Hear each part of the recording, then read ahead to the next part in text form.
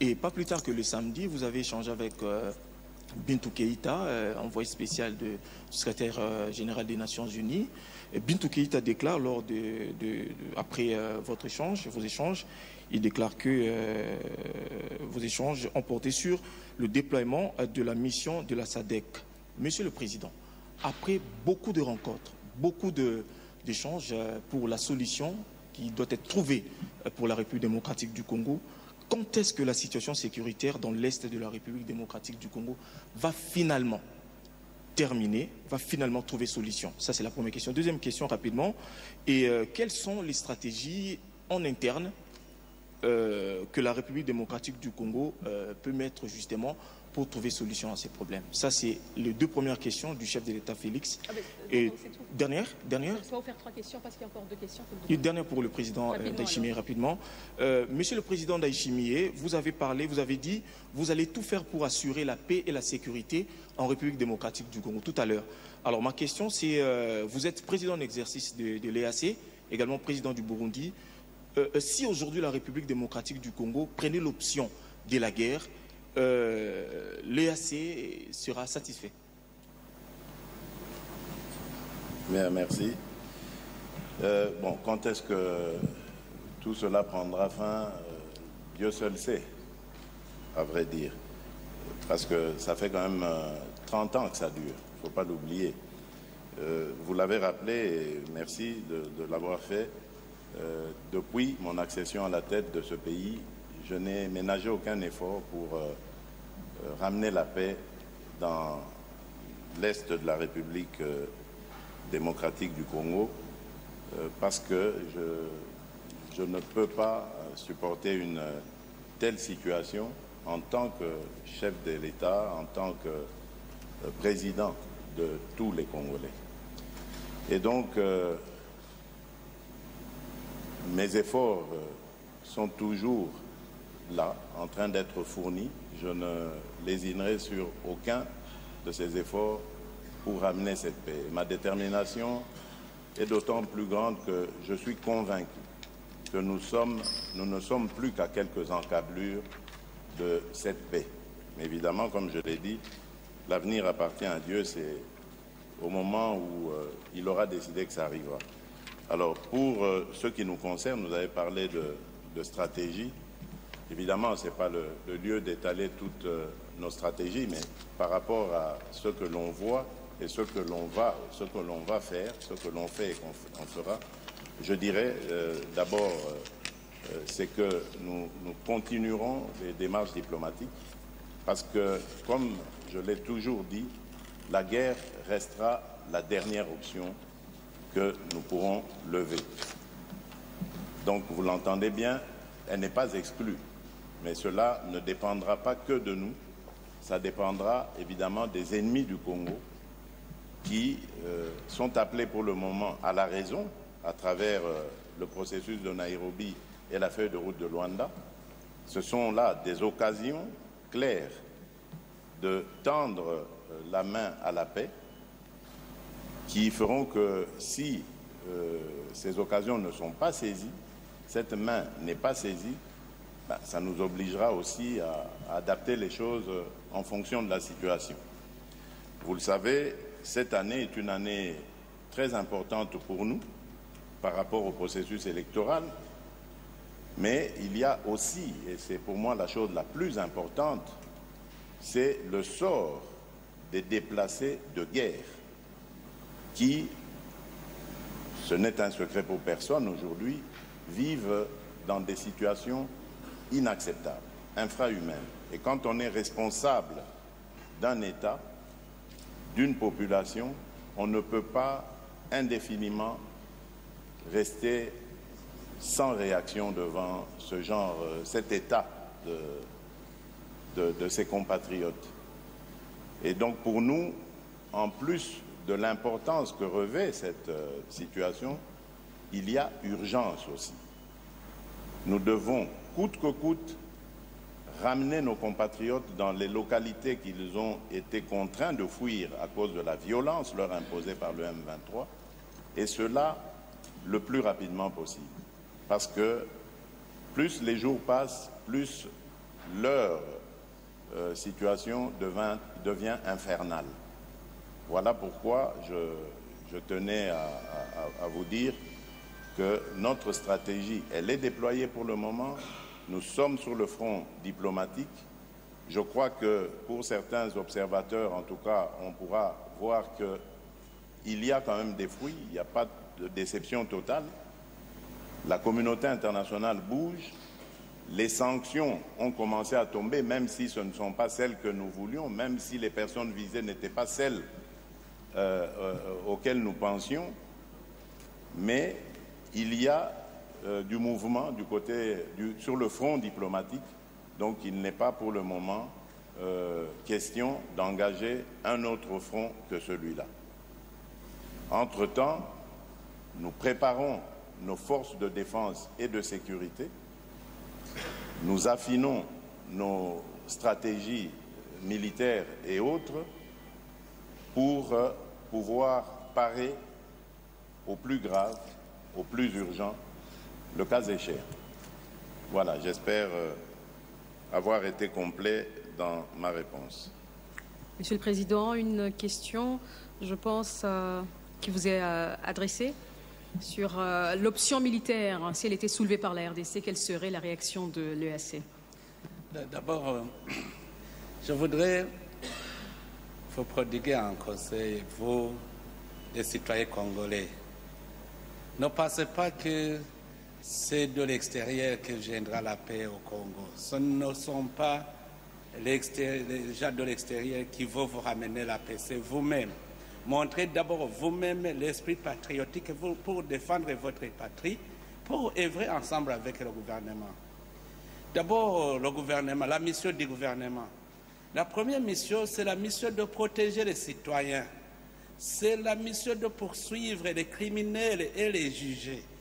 C'est le gouvernement. C'est pour cela que la région a envoyé une force régionale pour appuyer les efforts du gouvernement. C'est vous-même. C'est pour appuyer le peuple congolais à retrouver la paix. Ce n'est pas la région qui va devant. La région vous accompagne. Vous allez devant. Et la région n'a jamais été contre les décisions du gouvernement de protéger les citoyens et de poursuivre les criminels et les juger. Alors, ceci pour vous dire que la région, ce que nous voulons, c'est la paix.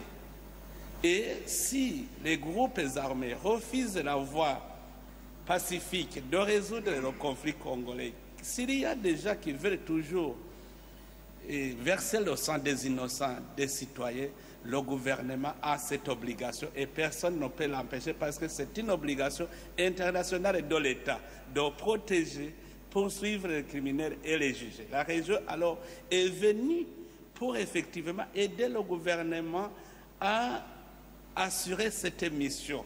Donc nous sommes en appui pour vous dire que nous n'avons pas, si vous retrouvez la paix, ce que nous allons faire, c'est rentrer aisément en souriant parce que notre objectif sera atteint. Donc c'est pour cela que pour les récalcitrants, toujours c'est mentionné, la région s'est prononcée pour ces groupes armés qui n'accepteront pas de déposer les armes, seront contraints à les déposer. Et puis ils seront considérés comme des criminels qui seront jugés. Et les groupes étrangers, nous allons appuyer aussi, nous allons mettre les forces ensemble pour les traquer et les ramener dans leurs pays respectifs. C'est pour cela que je vous disais, nous sommes ensemble, nous sommes solidaires pour la paix, la réconciliation et la stabilité de la République démocratique du Congo, pour l'intérêt de la région, parce qu'on voudrait que dans toute la région, qu'il y ait la stabilité afin de vaquer aux activités économiques. Nous avons besoin d'assurer le bien-être des citoyens de toute cette région. Je vous remercie. Merci, Monsieur le Président. Il ne reste que 2 petites questions, mais toutes convergent vers les mêmes sujets. Donc, c'est les conflits à l'est du pays, c'est la force de l'EAC, c'est les accords militaires. Monsieur Lorgerie, Paul de Deutsche Welle. Alors, si le micro est loin, on pourrait peut-être commencer par... on finit avec Univers TV. On prend Monsieur Lorgerie. Merci. Messieurs les Présidents, bonjour. Paul Lorgerie pour la Deutsche Welle. Une petite question, oui, pour revenir, qui a déjà été évoquée, mais une petite précision surtout. Vous, Monsieur le ministre des Affaires étrangères, a évoqué la signature d'un protocole d'accord en termes de défense ou de sécurité. Le mot m'a échappé. Est-ce que vous pourriez revenir sur les termes de cet accord? Et on comprend pour autant que vous laissez une chance encore à la force régionale de l'EAC de faire ses preuves sur les dernières semaines, sur les prochaines semaines, mois qui viennent. Voilà, c'est tout. Merci de la question. D'abord, je voudrais vous dire que la communauté est-africaine n'est pas venue pour éliminer les relations entre les États. Donc, comme je vous l'ai dit, le Burundi et la République démocratique du Congo, nous sommes comme l'arbre et l'écorce. Quand vous attaquez l'un, vous attaquez l'autre. C'est-à-dire même en dehors de la mission de l'EAC, il y a d'autres missions de défense commune. Nous avons des frontières communes, nous avons des criminels transnationaux. Alors ces criminels, nous devons toujours les gérer. Ce n'est pas seulement les groupes armés congolais, il y aura d'autres criminels que nous devons défendre nos frontières ensemble. Donc l'accord concerne surtout d'entraide dans le système de défense, que ce soit la formation, que ce soit les patrouilles sur les frontières. D'ailleurs, on le faisait même avant l'intervention de la force régionale. Donc, nous voulons toujours actualiser ce que nous faisons ensemble. Donc, les gens peuvent penser que c'est une façon de s'interférer dans la mission de la communauté africaine. Les pays ont toujours leurs missions qui exécutent ensemble dans le cadre de coopération bilatérale. Sinon, la force régionale, le Burundi va continuer à participer dans la force régionale comme il le fait, mais la force régionale pourra un jour rejoindre ces pays respectifs, mais le Burundi partage les frontières avec la RDC, nous partageons une histoire commune, donc nous avons des intérêts communs à défendre. Donc que la communauté internationale ou la communauté régionale ne s'inquiète pas, ça ne vient pas pour se substituer à la force régionale. Merci. Merci. On prend la dernière question avec M. Jacques Kini, Univers TV. Bonjour, leurs excellences, Jacques Kini, Univers Télévision. Ma première question s'adresse au président Ndayishimiye. Excellence, vous portez aujourd'hui le statut d'allié stratégique de la RDC et du président Félix-Antoine Tshisekedi dans la région. Vous êtes président en exercice de la communauté est-africaine. Vous venez d'évoquer ici les contraintes à imposer au M23 en cas de résistance. Doit-on s'attendre à des mesures offensives? Ma deuxième question s'adresse au président Félix-Antoine Tshisekedi. Bonjour, Excellence.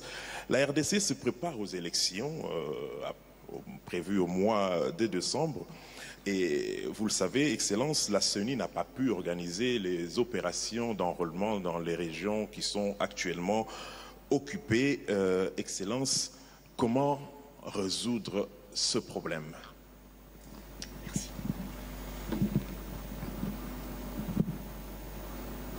On commence avec vous, Excellence.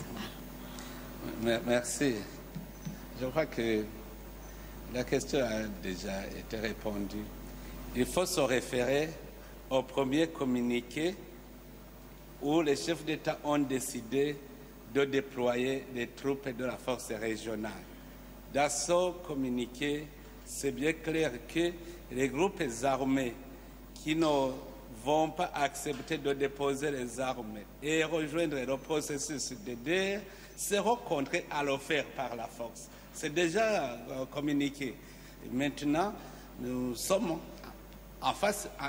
nous sommes devant une situation où c'est le M23. En fait, avant même dans le site de Kivu, il y avait des groupes réticents. Je me souviens, le groupe Twigwaneho, par exemple, n'avait pas confiance. Mais quand ils ont vu la force régionale qui vient pour sécuriser toutes les communautés, ils ont eu confiance. C'est le M23 seulement qui reste.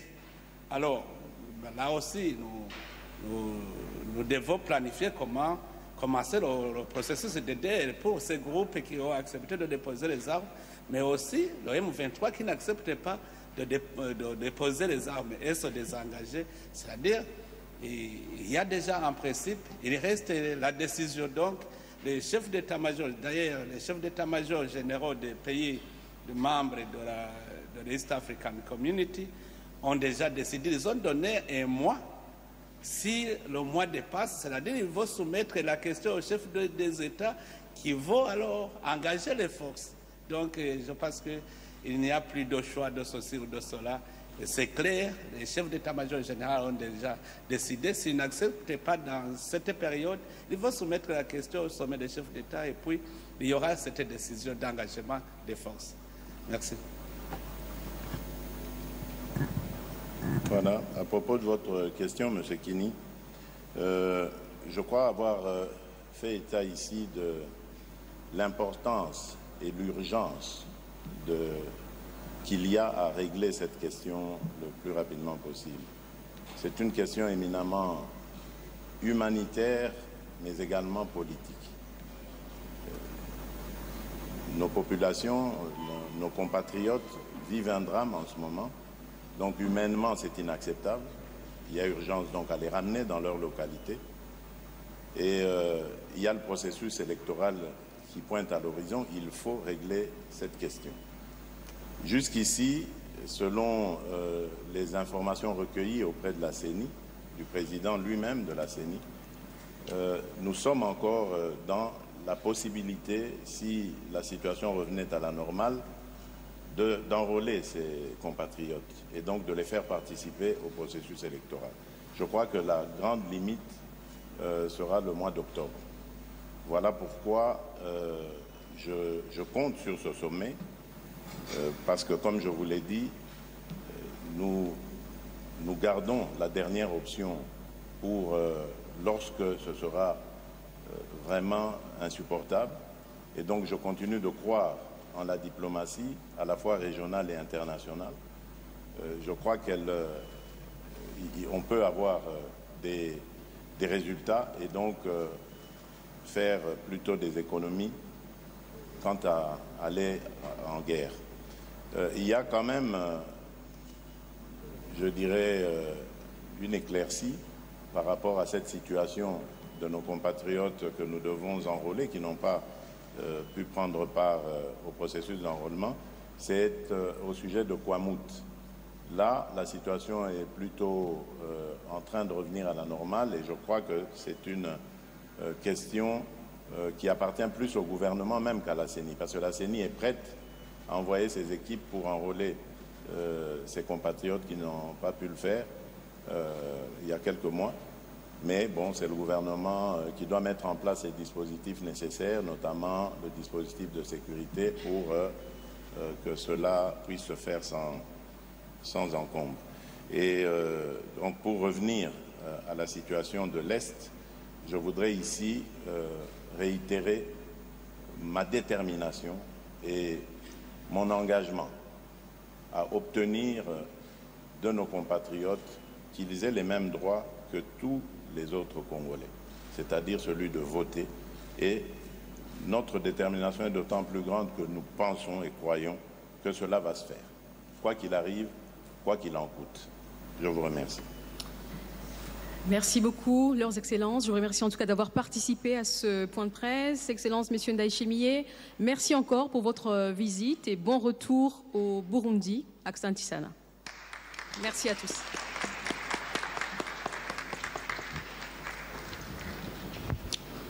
Voilà, nous sommes arrivés au terme de cette retransmission en direct à partir du Palais de la Nation, le bureau du président de la République, Félix-Antoine Tshisekedi Tshilombo. Nous venons d'assister à la fin de la conférence de presse animée par les deux chefs d'État. Ils sont revenus sur toutes les activités qui ont été menées au cours de ce 48 heures. Il a été rappelé ici que l'objectif de cette visite de travail est de pouvoir renforcer les relations bilatérales entre la République démocratique du Congo. Plusieurs domaines de coopération ont été évoquées, et particulièrement la situation à l'est de la République démocratique du Congo. Les deux chefs d'État ont fait les constats sur le refus par les M23 de pouvoir se désengager et de pouvoir se cantonner. Et donc la question est sur la table de l'EAC qui prévoit de convoquer une réunion des chefs d'État pour faire ces constats et prendre des mesures qui s'imposent. Le président de la République, Félix-Antoine Tshisekedi Tshilombo, a réitéré également sa détermination à pouvoir organiser des élections dans notre pays. Il a encore rappelé ici, mais aussi la possibilité de pouvoir organiser de séances d'enrôlement des électeurs dans quelques zones troubles de notre pays. Nous allons donc faire ces résumés ensemble avec mes deux collègues. Yasileka wapangalo zolo betumeka tuka na kulanda mbote mutindu bamfumu ya insi nyonso zolemeka tuka na kuvutulila bamvutu na biuvi na bakudia kabauna kati ya bato seleka na ndiambu metadila kutanina ya baiti nyonso zole ya vraiment diambu ina vuandaka ngolo mingi bato meka tuka na kuyuvula samu na kati ya bainti nyonso zole ngemba yao nde diambu ya mfunu ina kena kusala ati bainti nyonso zole fona tambula na mtinu mosi ya kuvwanda na ngemba pe na kintuadi yake diambu ina kena kusala kena kubiuvu kena kuyuvudila mingi na kati ya nkangu ya République démocratique ya Congo mpe na baina nyonso mikatuka na kudia biuvu na kati ya bamfumu nyonso zole kasi bamfumu nyonso zole bamikatuka na kupesa to kupesa ngolo na kusiamisa samu ba umosi bakitelema na mtindu